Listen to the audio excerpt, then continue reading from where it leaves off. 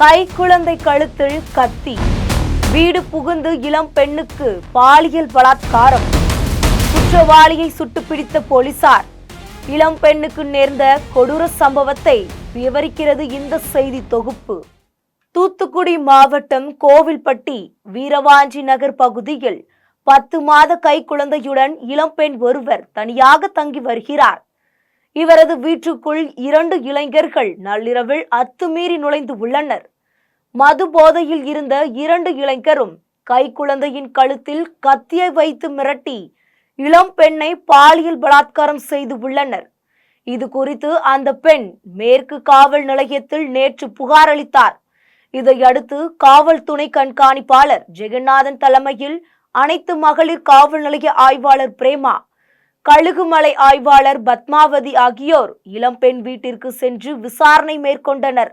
மேலும் சம்பந்தப்பட்ட வீட்டில் தடவியல் நிபுணர்கள் அங்கு பதிவாகியிருந்த கைரேகைகளை மற்றும் தடயங்களை பதிவு செய்தனர். தொடர்ந்து மோப்ப நாய் வரவழைக்கப்பட்டு சோதனைக்கு உட்படுத்தி போலீசார் மர்ம நபர்களை தேடும் பணியை துரிதப்படுத்தினர். சம்பந்தப்பட்ட இளைஞர்கள் வீரவாஞ்சி நகர் கதிரேசன் கோவில் மலை பகுதியில் பதுங்கி இருப்பதாக போலீசாருக்கு தகவல் கிடைத்தது. உடனடியாக போலீசார் அங்கு சென்றபோது பதுங்கி இருந்த ஒருவர் ஓட முயன்றதை பார்த்து அவரை போலீசார் விரட்டி உள்ளனர். அப்போது அந்த இளைஞர் தடுமாறி கீழே விழுந்ததில் கால் முறிவு ஏற்பட்டு அங்கே விழுந்துள்ளார். இதையடுத்து அவரை போலீசார் பிடித்து நடத்திய விசாரணையில் அவர் கோவில்பட்டி காந்தி நகரை சேர்ந்த கோமதி மகன் மாரியப்பன் என்பது தெரிய வந்தது. மாரியப்பனை மீட்டு கோவில்பட்டி அரசு மருத்துவமனையில் முதலுதவி சிகிச்சைக்கு பின் தீவிர சிகிச்சைக்காக திருநெல்வேலி அரசு மருத்துவக் கல்லூரி மருத்துவமனைக்கு அனுப்பி வைத்தனர். மேலும் மாரியப்பன் அளித்த தகவலின் பேரில் பாலியல் பலாத்காரத்தில் ஈடுபட்ட மற்றொரு இளைஞரான வீரவாஞ்சி நகர் 6வது தெருவை சேர்ந்த வெயிலுமுத்து மகன் மாரி செல்வத்தை மாவட்ட காவல் கண்காணிப்பாளர் ஆல்பர்ட் ஜான் உத்தரவின் பேரில் காவல் உதவி ஆய்வாளர் ராஜபிரபு தலைமையிலான தனிப்படை போலீசார் தேடி வந்தனர். இந்த நிலையில் தூத்துக்குடி அருகே உள்ள புதுக்கோட்டை பகுதியில் ஒரு குளக்கரை பகுதியில் மாரி செல்வம் பதுங்கி இருப்பதாக போலீசாருக்கு ரகசிய தகவல் கிடைத்துள்ளது. தகவலின் பேரில் அங்கு சென்ற காவல் உதவி ஆய்வாளர் ராஜபிரபு, காவலர் பொன்ராம ஆகியோர் பதுங்கி இருந்த மாரி செல்வத்தை சுற்றி வளைத்து கைது செய்ய முயன்றுள்ளனர்.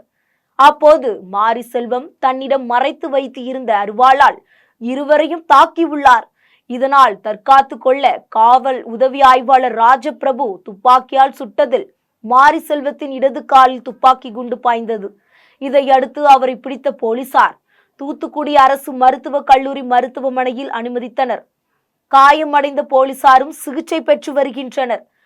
துப்பாக்கியால் சுட்டு பிடிக்கப்பட்ட மாரி செல்வம் மீது கோவில்பட்டி மேற்கு காவல் நிலையம், விருதுநகர் மாவட்டத்தில் வெப்பக்கோட்டை, தென்காசி மாவட்டத்தில் ஐயாபுரம் ஆகிய காவல் நிலையங்களில் வழக்கு பதிவு உள்ளதாக காவல்துறை தரப்பில் தெரிவிக்கப்பட்டது. முன்னாடி வழக்கில் உள்ள ஆளுகள் தான் 2 பேரும். இந்த ஆளு ஹிஸ்டரி ஷீட்டோட அக்யூஸ்ட் தான். ஸோ ஏற்கனவே நிறைய ப்ரிவென்டிவ் ஆக்ஷன்ஸ் எடுத்து வச்சிருந்தால் தான் டெஸ்பைட் தட் இந்த மாதிரி ஒரு ஆக்டில் ஈடுபட்டாங்க.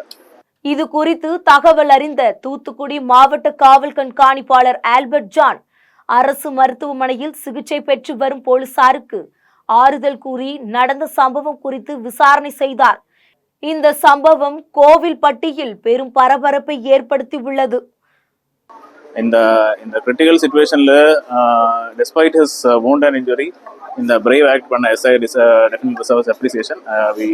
That is a real brave act.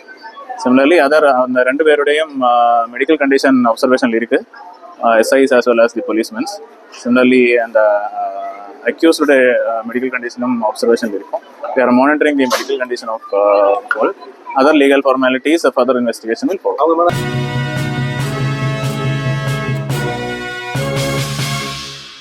உடனுக்குடன் அப்டேட் தெரிந்து கொள்ள ஜெம் டிவி தமிழ் ஆப்பை இன்ஸ்டால் செய்யவும்.